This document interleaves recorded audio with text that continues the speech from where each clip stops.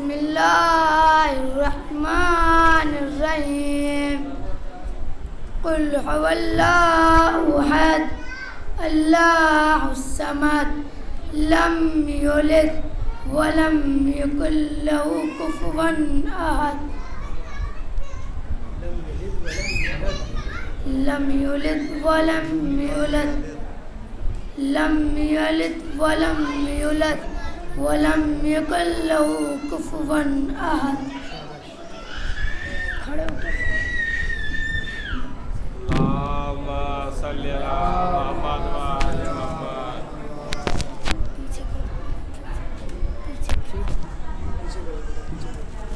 نعرہ صلوات. اللہم صلی علی محمد وآل محمد.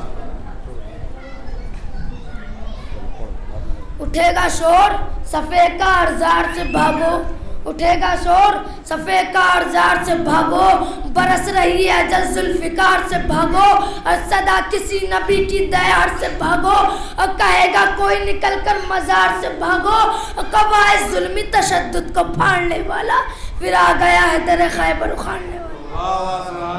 علی کی تیغ ہے پھر بے نیام بھاگ چلو, علی کی تیغ ہے پھر بے نیام بھاگ چلو, جگہ حرم میں نہیں سوئے شام بھاگ چلو, جگہ حرم میں نہیں ہے سوئے شام بھاگ چلو, ہے بھاگنا ہی تو پھر اپنا کام بھاگ چلو, تو امان نہیں ہے کسی کارزار ہستی سے, کچار چھوڑ کے شیر آ گیا ہے بستی میں. کیا کہتے ہیں سبحان اللہ. اللہم صلی علی محمد وآل محمد. جو مصیبت کو بھی مصیبت میں ڈال دیتا ہے, جو مصیبت کو بھی مصیبت میں ڈال دیتا ہے, ڈوبتا ہوا سورج نکال دیتا ہے. میری ماں نے بچپن میں سکھایا تھا مجھے علی کا ذکر بھی مصیبت کو بھی ڈال دیتا ہے.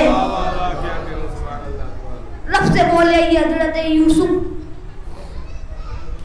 رب سے بولے یہ حضرت یوسف, ایک کرم مجھ پہ بھی کر دیا ہوتا, ایک کرم مجھ پہ بھی کر دیا ہوتا, اتنے بھائی نہ دیے ہوتے, ایک عباس دے دیا ہوتا. خون کے رشتوں سے رشتہ کوئی کم بھی نہیں, دوست اچھے ہوں دنیا کا کوئی غم بھی نہیں, دوست اچھے ہوں دنیا کا کوئی غم بھی نہیں, دوستی ایسا کوئی دوسرا مرہم بھی نہیں, دوستی ایسا کوئی دوسرا مرہم بھی نہیں.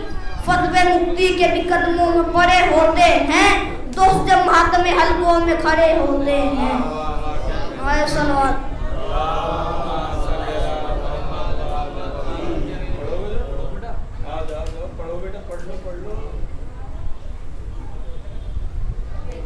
نعرہ صلوات.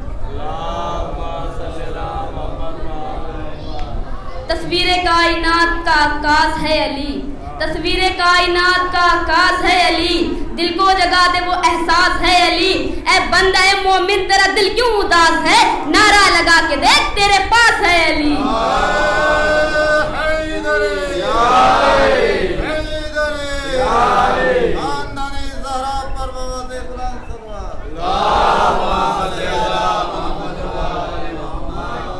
یاد نبی کو دل میں بسا لے تو بات کر, یاد نبی کو دل میں بسا لے تو بات کر, دل سے نبی کو اپنا بنا لے تو بات کر, ماتم کا ایک نشان بنا لے تو بات کر. صدوں کے لائق کے سب احترام ہیں, عباس کا علم سجا لے تو بات کر. میرے لیے آ گئے مولا کائنات, تو تین میں سے ایک بلا لے تو بات کر.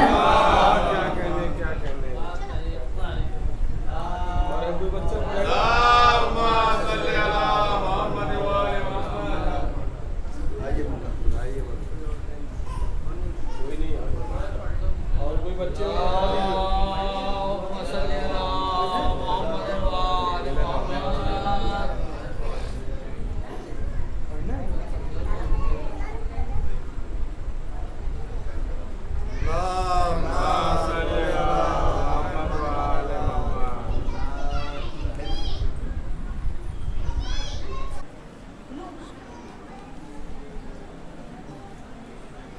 لا حول ولا قوة إلا بالله العلي العظيم. أعوذ بالله من الشيطان اللعين الرجيم. بسم الله الرحمن الرحيم. الحمد لله رب العالمين والصلاة والسلام والتحية والإكرام على رسوله النبي الكريم وعلى أهل بيته الطيبين الطاهرين المعصومين الذين أذهب الله عنهم الرجس وطهرهم تطهيرا.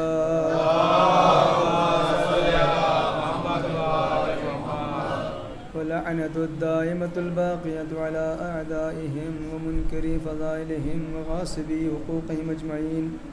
أما بعد فقد قال رسول الله صلى الله عليه وآله وسلم بسم الله الرحمن الرحيم. إن الحسين مصباح الهدى والسفينة النجاة. صلوات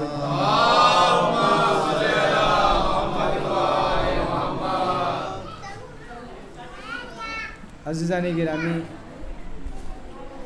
پیغمبر اکرم کا یہ ارشاد گرامی ہے. امام حسین علیہ السلام کی عظمت اور ان کی بلندی، ان کا مرتبہ بیان کرتے ہوئے ہمارے پیارے نبی نے فرمایا، کیا فرمایا کہ یاد رکھو حسین جو ہیں وہ کشتی چراغ ہدایت ہیں اور کشتی نجات ہیں.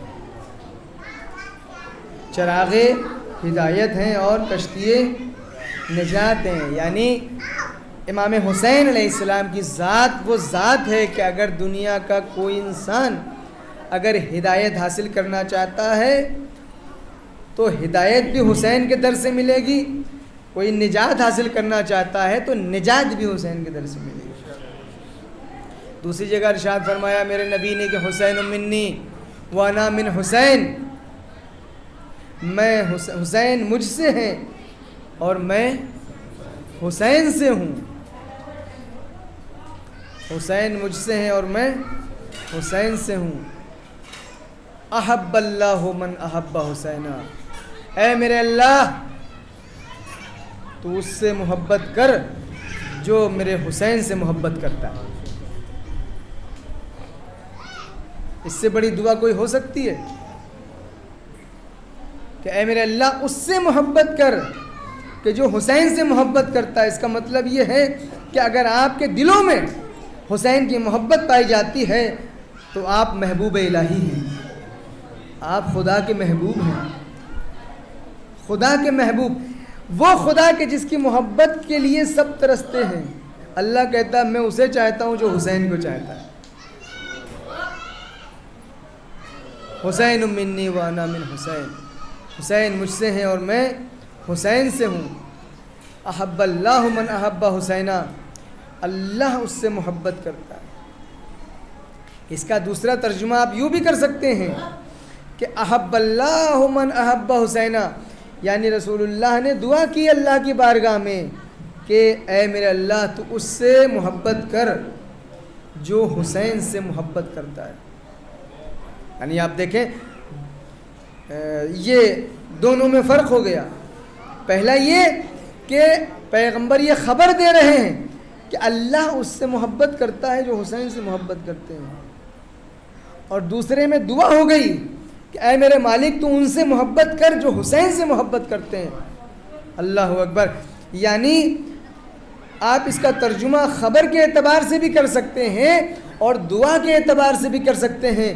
تو عزیزان گرامی اب ذرا سوچئے، اگر خبر کے اعتبار سے کریے تو خبر دینے والا کون ہے؟ ایسا نبی ہے کہ جس سے کبھی جھوٹ کی توقع نہیں کی جا سکتی، معاذ اللہ جو کبھی جھوٹ نہیں بول سکتا. اور دعا کا ترجمہ کر لیجئے تو دعا بھی پیغمبر کی دعا ہے، معصوم کی دعا ہے. پوری کائنات کی دعا رد ہو سکتی ہے لیکن معصوم کی دعا رد نہیں ہو سکتی. اس کا مطلب یہ ہے کہ اگر ہمارے دلوں میں محبت حسین پائی جاتی ہے تو خدا بند عالم ہم سب سے محبت کرتا ہے. اور یہ اتنا بڑا شرف ہے کہ جس شرف کا کوئی دوسرا شرف مقابلہ نہیں کر سکتا. ایک مرتبہ درود بھیجتے پر محمد.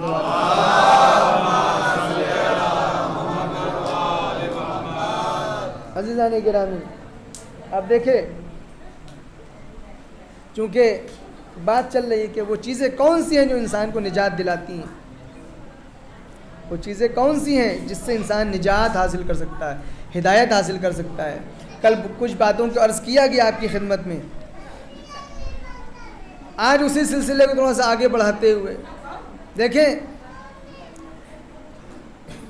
اس دنیا میں جو بھی انسان آیا وہ ایک دن جائے گا۔ یہ جو فرصت ملی ہے انسان کو، اس فرصت میں وہ کیسی زندگی گزارتا ہے، یہ بہت دیکھنے والی بات ہے۔ کبھی انسان بہت زیادہ نیک اعمال کرتا ہے، لیکن اس کے ساتھ ساتھ گناہوں کی مشین بھی چالو رہتی ہے۔ نیکیاں کر رہا ہے لیکن گناہ بھی ساتھ ساتھ کرتا جا رہا ہے۔ ادھر نماز پڑھی، نماز پڑھ کے نکلا اور چوراہے پہ پہنچا، 4 لوگوں کی برائی کرنی شروع کر دی، غیبت کرنا شروع کر دی، لوگوں کا مذاق اڑانا شروع کر دیا۔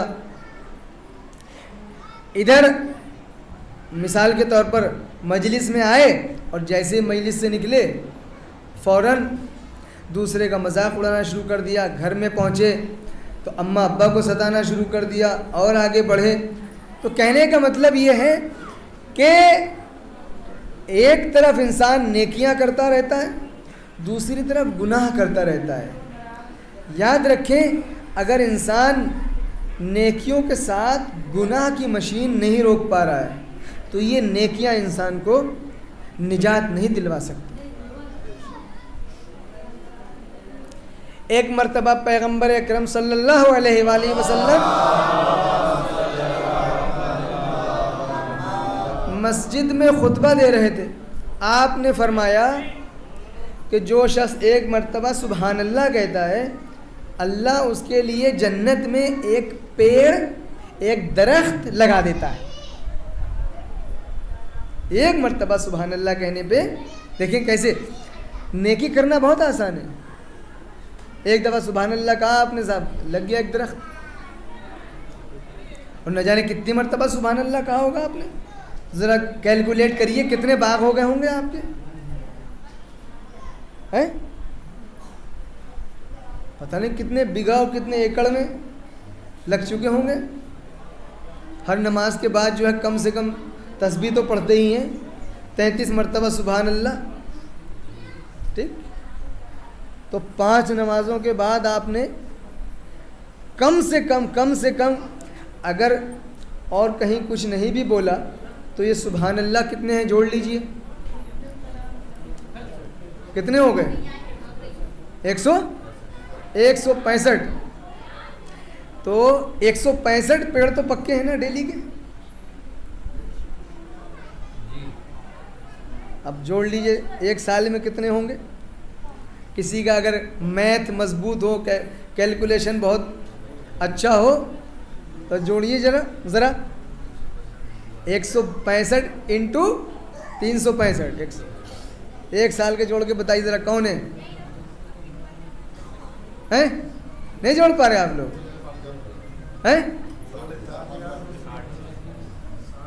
60,000 لیجئے، 60,000 سے زیادہ، تو سال بھر میں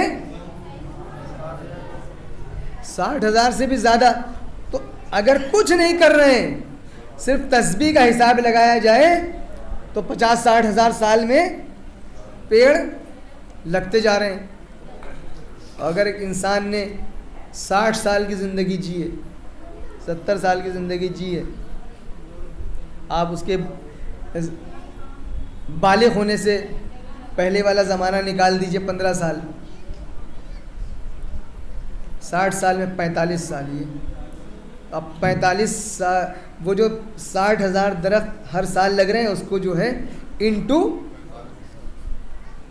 45 کر دیجئے، حساب کتاب لگانا ذرا مشکل ہو جائے گا، اب کیلکولیٹر کی ضرورت پڑے گی۔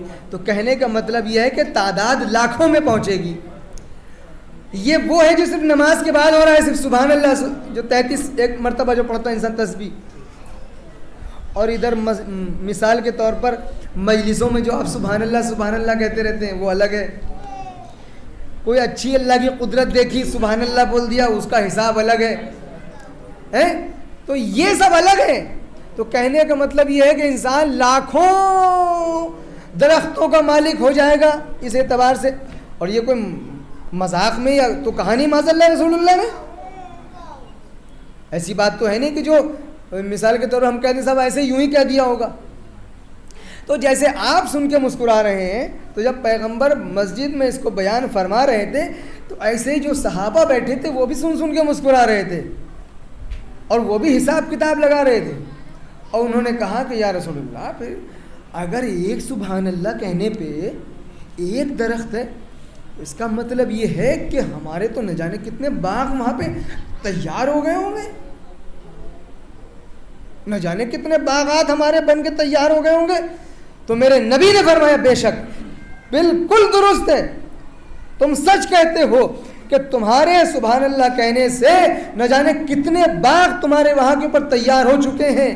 لیکن تم سب ایک بات کا خیال رکھنا, گناہوں کی چنگاریاں بھیج بھیج کے ان باغوں میں آگ نہ لگا دینا. گناہوں کی چنگاریاں بھیج بھیج کے ان باغوں میں آگ نہ لگا دینا. باغ لگانا اللہ کا کام ہے, گناہوں کو کر کے چنگاریاں بھیج بھیج کے یہ جلا دینا تمہارا کام ہے. توجہ چاہتا ہوں. تو معلوم یہ ہوا کہ نیکی کرنا آسان ہے, نیکی کو بچا کے رکھنا مشکل ہے. اللہ یہ نہیں کہتا کہ صرف نیکی کر کے چھوڑ دو, نہیں, بندے کا کمال یہ ہے کہ وہ نیکی کرتا بھی ہے اور پھر نیکی کرنے کے بعد اسے بچا کے بارگاہ الہی میں پیش بھی کرتا ہے. ایک درود بھیجتے پر محمد والے محمد.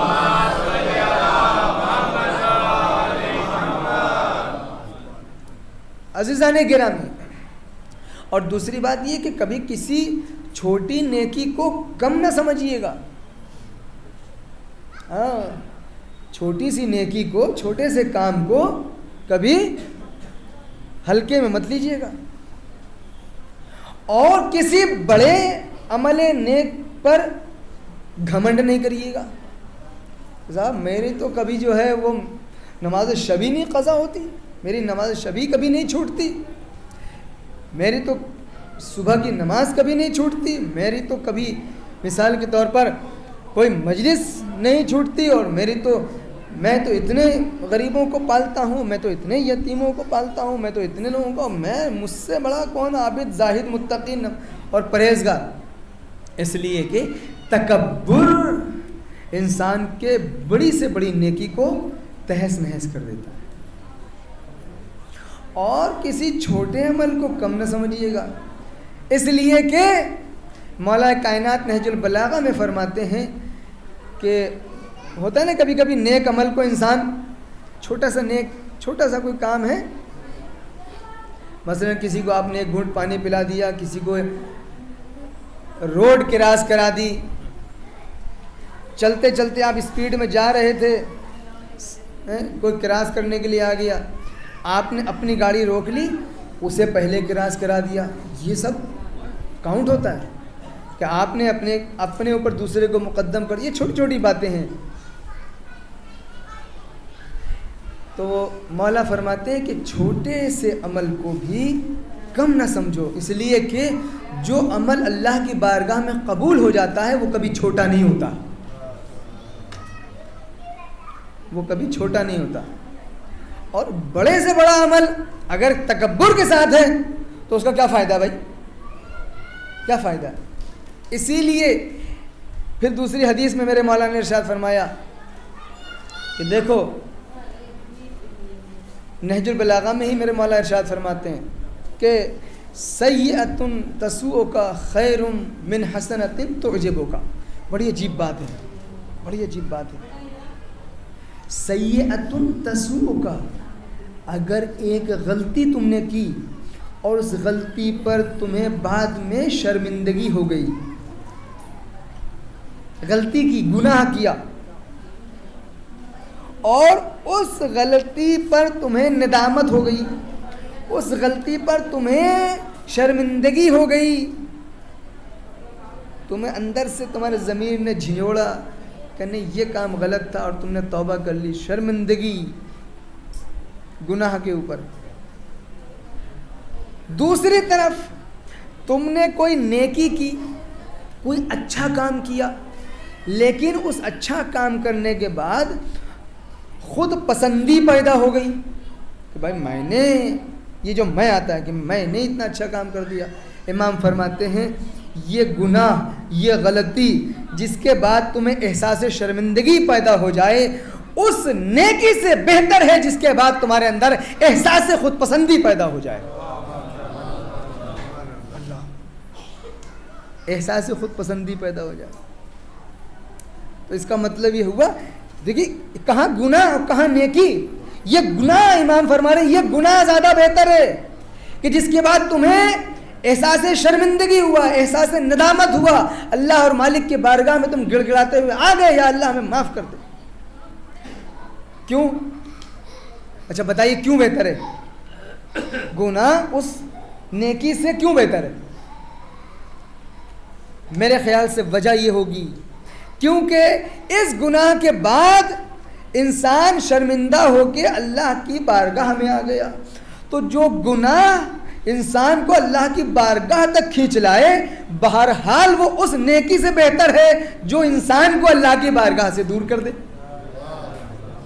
کیونکہ وہاں کے اوپر احساس خود پسندی ہوا تو خود پسندی کا احساس اللہ کی بارگاہ سے انسان کو دور کر دیتا ہے.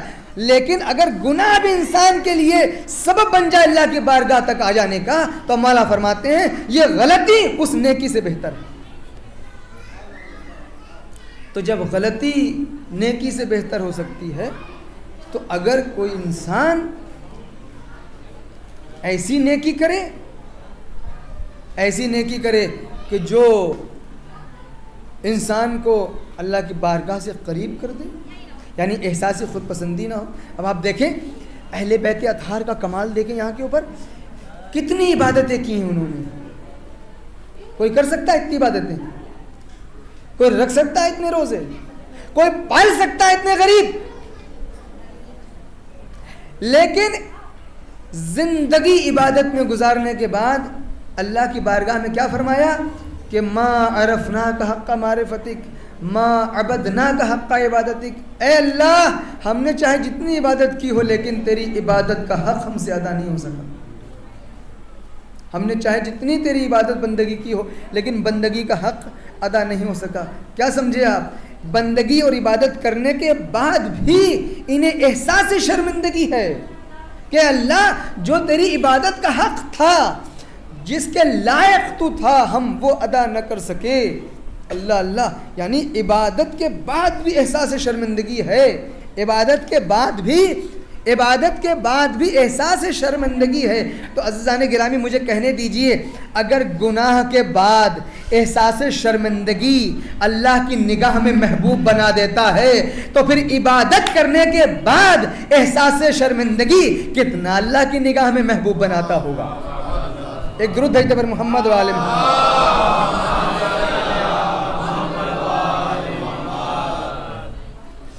تو عزیزان گرامی، نیکی کرنے کے بعد انسان کو یہ نہیں سوچنا چاہیے کہ ہم نے بہت بڑا تیر مار دیا. نہیں، اللہ کا شکر ادا کرنا چاہیے کہ اس نے اتنی توفیق دی کہ ہم نے کوئی نیک کام کر لیا.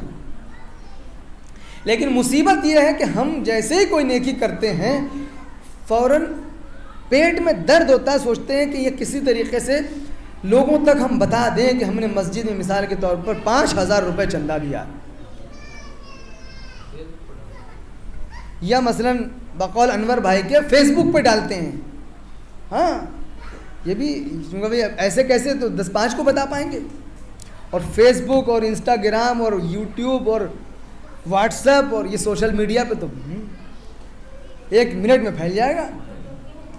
1 لاکھ روپیہ دیا ہم نے بھائی فلاں امام باڑے میں اور فلاں مسجد میں.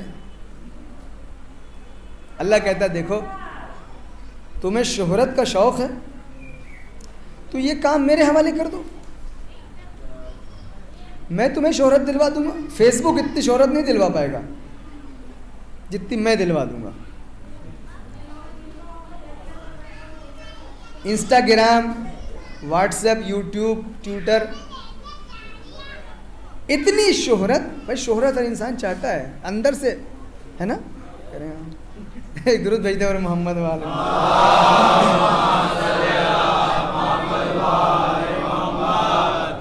جب انسان اندر سے چاہتا ہے تو اللہ نے اس کا کوئی سلوشن رکھا ہوگا نا. وہ سلوشن کیا ہے دیکھیے. اللہ کہتا ہے کہ تم اپنا کام کرو، میں اپنا کام کروں گا. تم اپنا کام کرو، مجھے اپنا کام کرنے دو. اے اللہ تیرا کام کیا ہے؟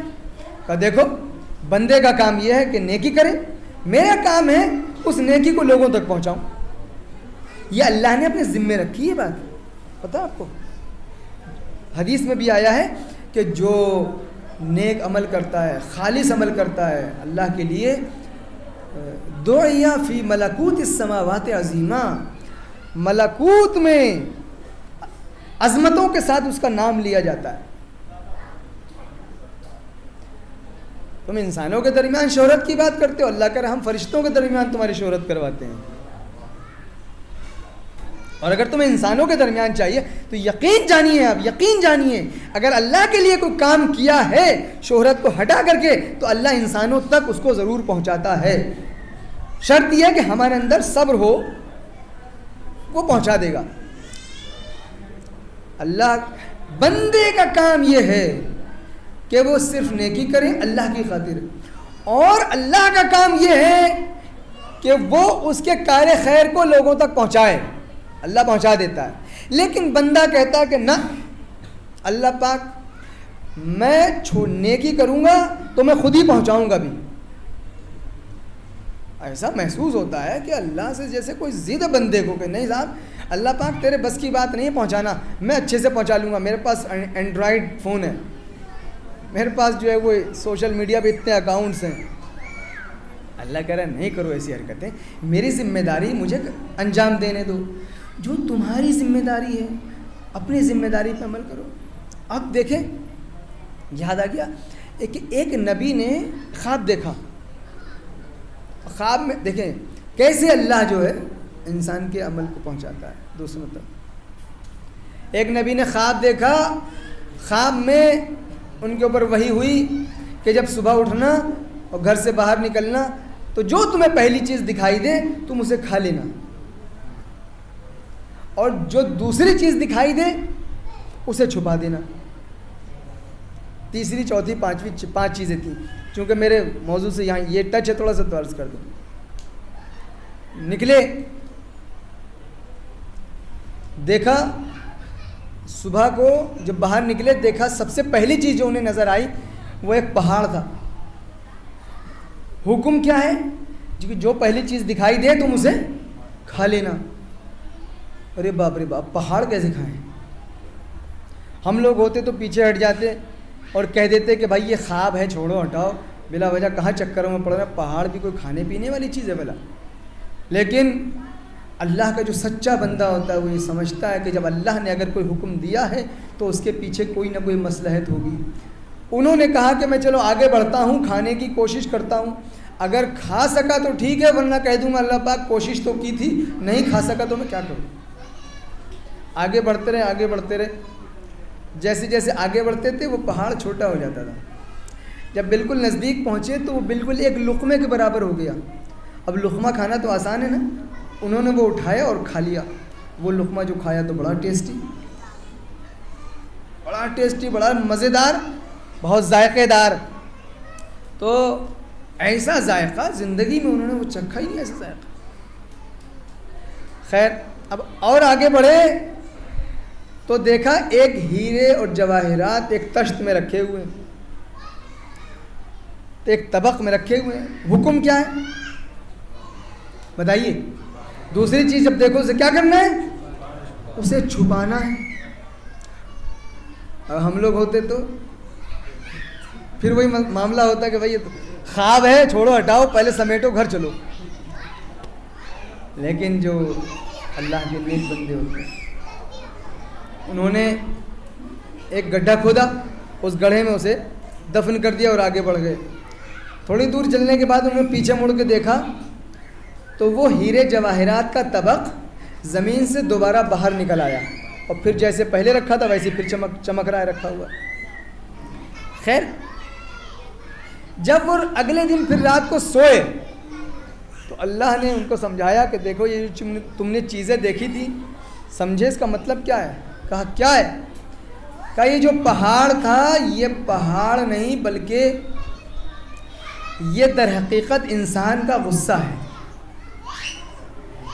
یہ جو پہاڑ تھا یہ دور سے دیکھنے میں ایسا لگ رہا تھا کہ کھا نہیں پاؤ گے، لیکن جب تم نزدیک گئے تو چھوٹا ہو گیا اور جب منہ میں رکھا تو اس میں بڑا ذائقہ آیا تمہیں.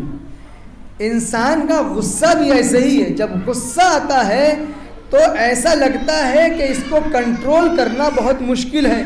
جیسے پہاڑ کو کھانا بہت مشکل لگ رہا تھا ویسے ہی غصے کو پینا بھی بہت مشکل لگتا ہے، لیکن جب انسان کنٹرول کر لیتا ہے تو پھر جیسے پہاڑ کو کھا کے ذائقہ آیا ہے ویسے غصے کو پی کے انسان کو ایسا ذائقہ آتا ہے کہ جیسا ذائقہ زندگی میں اس نے کبھی نہیں چکھا. ایک درود بھیجتے پر محمد والے محمد.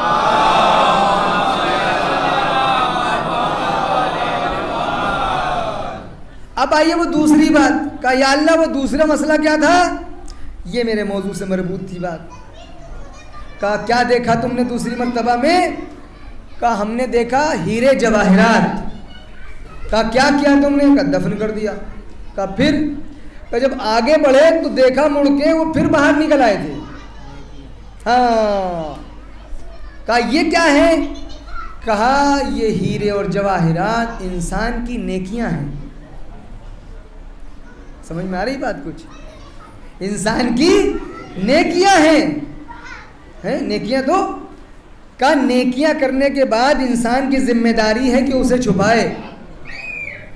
جو چاہتا ہوں نیکی کرنے کے بعد انسان کی ذمہ داری ہے کہ اسے چھپائے. کہ یا اللہ وہ تو باہر آئے تھے ہم نے چھپایا تھا. کہ یہی تو سمجھانا چاہتے ہیں بندے کی ذمہ داری ہے نیکی کر کے چھپانا اور اللہ کی ذمہ داری ہے اس نیکی کو لوگوں تک ظاہر کرنا. لیکن مسئلہ یہ ہے کہ انسان نیکی کرتا نہیں، اسے پہنچانے کی کوشش پہلے کرتا ہے. اتنا سے کیا اتنا بنا کے پیش کرتا ہے. اللہ کہتا ہے بھائی جو تمہارا کام ہے وہ تم کرو، جو میرا کام ہے وہ مجھے کرنے دو. لیکن بندے کو ضد ہے کہ نہیں اللہ پاک تجھے نہیں پہنچانا آتا، تجھے نہیں ظاہر کرنا آتا، مجھے بہت اچھے سے آتا، میرے پاس فیس بک ہے، میرے پاس انسٹاگرام ہے، میرے پاس یہ وہ ہے. اللہ کہتا ہے کہ نہیں بندے یہ تیری بھول ہے، یہ نجات کا راستہ نہیں ہے. نجات کا راستہ یہ ہے کہ نیکی کر کنویں میں ڈال، نیکی کر دریا میں ڈال. تیرا کام ہے چھپانا، میرا کام ہے اسے لوگوں تک پہنچانا. درود بھیجتے پر محمد والے محمد.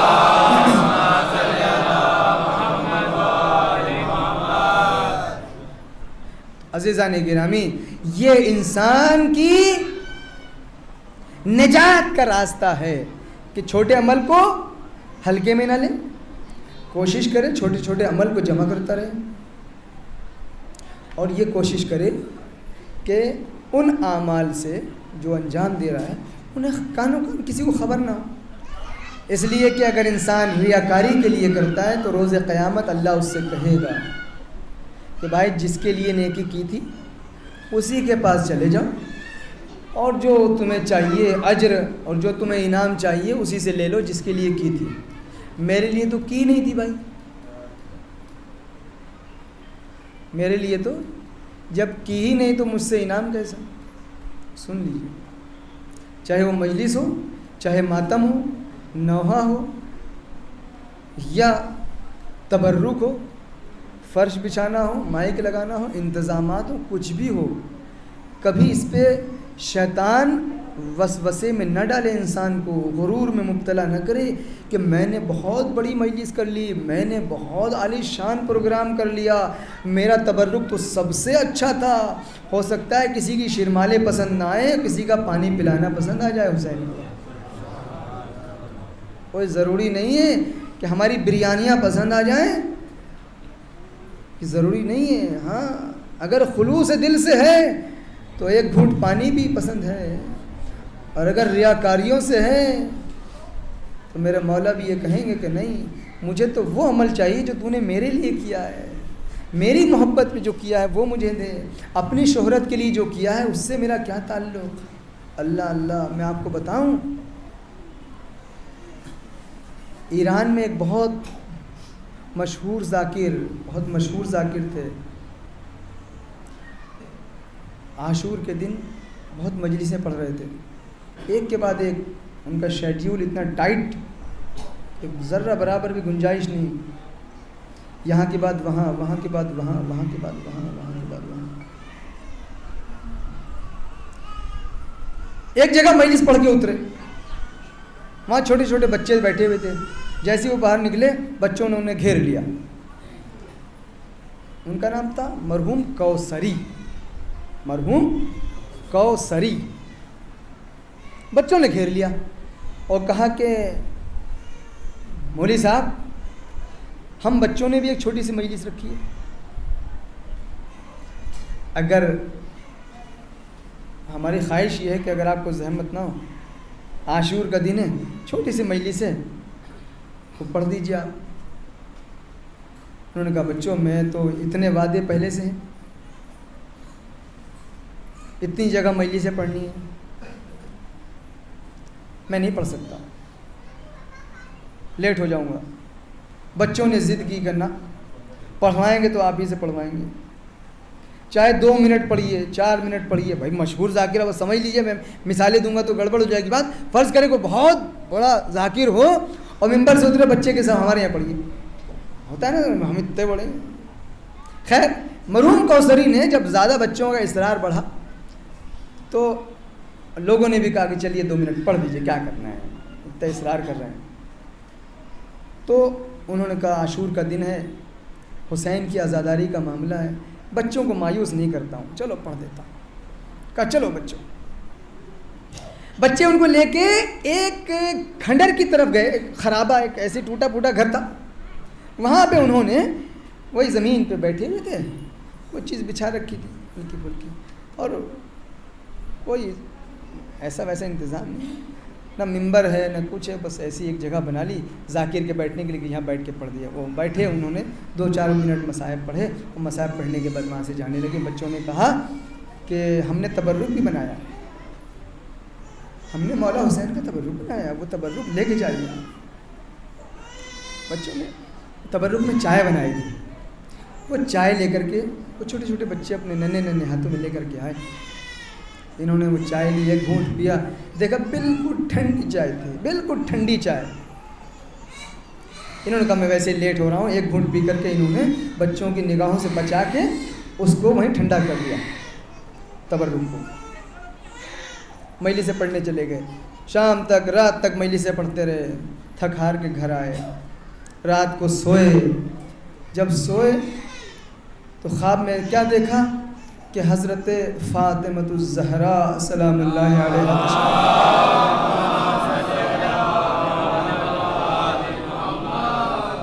حسین کی ماں آئی ہیں، حسین کی دکھیاری ماں آئی ہیں۔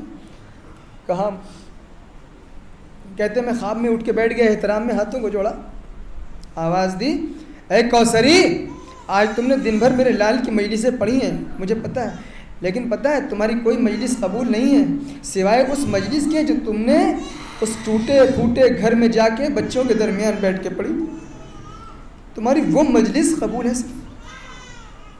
لیکن مرحوم کوثری کہتے ہیں کہ میں نے دیکھا شہزادی نے مجھ سے ایک شکوہ کیا، مجھ سے ایک شکایت کی، کہا کوثری تمہاری مجلس تو قبول ہو گئی، لیکن مجھے تم سے ایک شکایت ہے، وہ شکایت یہ ہے کہ بچوں نے جو تمہیں ایک تبرک میں چائے پیش کی تھی، وہ چائے تم نے پھینک دی تھی، تمہیں پتہ ہے وہ چائے میں نے اپنے ہاتھوں سے بنائی تھی،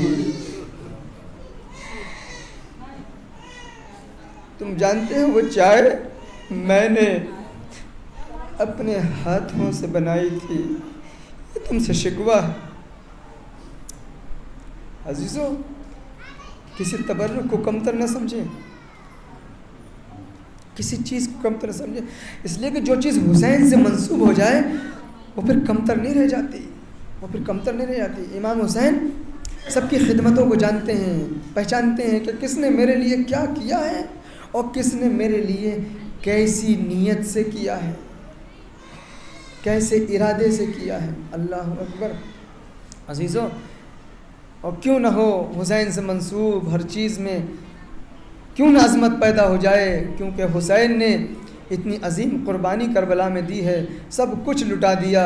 بس جی چاہتا ہے مولا عرض کروں، مولا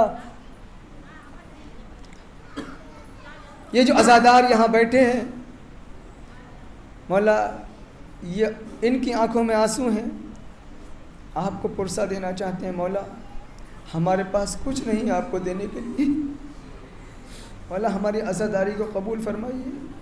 اگر کہیں پر ہمیں شیطان دھوکہ دینے کی کوشش کرے، مولا آپ بڑھ کے ہمارے ہاتھ پکڑ لیجئے گا، مولا ہمیں بچا لیجئے. اجرکم علی اللہ، اللہ آپ کو کسی غم میں نہ رلائے. دیکھیے کیسی عظیم قربانی ہے. کربلا کے بچے، جوان، بوڑھے سب قربان ہونے کے لیے ایک دوسرے کے اوپر سبقت لے رہے ہیں، آگے بڑھ رہے ہیں. یاد کریے وہ شب عاشور کا منظر کہ جب حسین نے اپنے سارے چاہنے والوں کو بلایا اور بلانے کے بعد فرمایا، اے میرے جانثارو، اے میرے اصحاب، اے میرے عزیزو، اے میرے بیٹو، اے میرے اعزاء اور اقارب، کل تم سب شہید ہو گئے. محضر شہادت امام نے پڑھنا شروع کیا، علی اکبر تم بھی شہید ہو گئے، اور محمد کل تمہاری بھی قربانی ہوگی، حبیب ابن مظاہر کل تم بھی شہید ہو جاؤ گے، سعید و زہیر، اے میرے برابر کے بھیا عباس، سب کے نام لے لیے. امام نے سب کے نام لیے لیکن ایک نام نہیں لیا. وہ نام کس کا تھا؟ حضرت قاسم، یتیم حسن. جناب قاسم کا نام نہیں لیا. 12-13 سال کا سن ہے، زیادہ عمر نہیں ہے، 13 سال کی تقریباً عمر ہے. یہ بچہ انتظار کر رہا ہے، کاش میرا نام کب لیں گے چچا جان، میرا نام کب لیں گے چچا جان. بس ایک مرتبہ جب محضر شہادت ختم ہو گیا، سارے نام ختم ہو گئے، ایک مرتبہ ہاتھوں کو جوڑا اور آواز دی، چچا کیا قاسم سے کوئی غلطی ہو گئی، کیا مجھ سے کوئی خطا سرزد ہو گئی چچا، میرا نام کیوں نہیں لیتے چچا جان. بس ایک مرتبہ اپنی ماں ام فروہ کو لے کر کے آئے، آواز دی آئیے سفارش کیجئے. اماں نے کہا ہے میرے والی و وارث، ہے میرے آقا و مولا، کیا میرے بچے سے کوئی خطا ہو گئی ہے. ایک مرتبہ قاسم کو کلیجے سے لگایا، حسین نے آواز دی نہیں میرے لال قاسم، ایسا نہیں ہے. تم یہ بتاؤ تمہارے نزدیک موت کیسی ہے. قاسم نے کہا مولا شہد سے زیادہ شیریں، شہد سے زیادہ میٹھی ہے میرے نزدیک. اللہ اللہ. بس ایک مرتبہ میرے مولا نے فرمایا قاسم گھبرانے کی ضرورت نہیں ہے، جان بوجھ کے تمہارا نام نہیں لیا تھا میں نے، کل تمہارا نام بھی محضر شہادت میں شامل ہے، کل تمہاری قربانی بھی ہوگی. اس کے بعد میرے مولا نے فرمایا قاسم صرف تمہاری قربانی نہیں بلکہ تمہارا جو 6 مہینے کا بھیا علی اصغر ہے نا،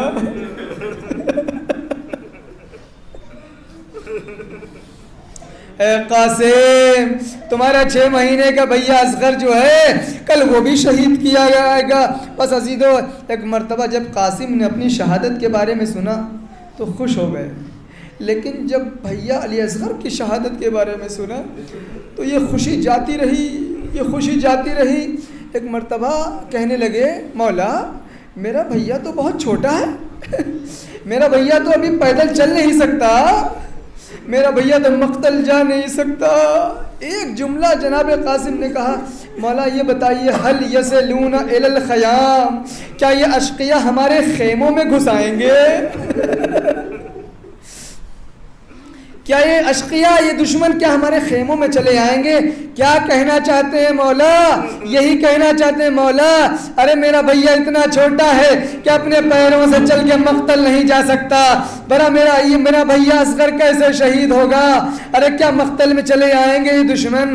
ارے کہنا یہ چاہتے ہیں مولا اگر یہ دشمن ہمارے خیموں میں چلے آئے تو ہمارے خیموں میں تو ہماری زینب موجود ہیں، علی کی بیٹیاں موجود ہیں، نبی کی نواسیاں موجود ہیں، ارے اہل حرم موجود ہیں بابا، میرے چچا بیویوں کے پردے کا کیا ہوگا؟ اللہ میں عرض کروں گا قاسم ابھی تم نے کیا دیکھا؟ ارے جب تمہاری شہادت ہو جائے گی اور حسین کے سر و تن میں جدائی ہو جائے گی اس وقت آ کے دیکھنا کیسے خیموں میں آگ لگی ہوگی، بیویاں خیمے سے دوسرے خیمے میں، دوسرے خیمے سے تیسرے خیموں میں، ارے لائن آگے بڑھیں گے، کبھی زینب کی چادر چھینیں گے، کبھی ام کلثوم کی چادر چھینیں گے۔ اجرکم اللہ، اللہ آپ کو کسی غم میں نہ رلائے۔ بس عزیزو، عاشور کا دن آیا اور وہ وقت بھی آ گیا کہ جب جناب قاسم کو اجازت ملی اور آئے، اور آنے کے بعد کہا آقا میں جانا چاہتا ہوں۔ چچا بھتیجے نے ایک مرتبہ ایک دوسرے کو دیکھا اور کہا اے میرے بیٹا قاسم تم میرے بھیا حسن کی نشانی ہو، جب میں چاہتا تھا کہ اپنے بھیا کی زیارت کروں تو تمہیں دیکھ لیا کرتا تھا۔ تاریخ نے لکھا ہے قاسم کو نزدیک بلایا اور مولا نے گلے سے لگا لیا اور گلے لگا کے اتنا روئے کہ چچا بھتیجے دونوں غش کھا کے زمین کربلا پہ گر گئے۔ اللہ آپ بتائیے جب کوئی بے ہوش ہو جاتا ہے تو اسے ہوش میں لانے کے لیے کیا کیا جاتا ہے؟ ارے پانی کا چھڑکاؤ کرتے ہیں نا، لیکن ہائے زینب کی بے بسی، زینب خیمے سے باہر دیکھا چچا بھتیجے دونوں خاک پہ پڑے ہیں، ایک قطرہ پانی نہیں ہے، بس زینب زمین پہ بیٹھی آنسوؤں کو بہانا شروع کیا۔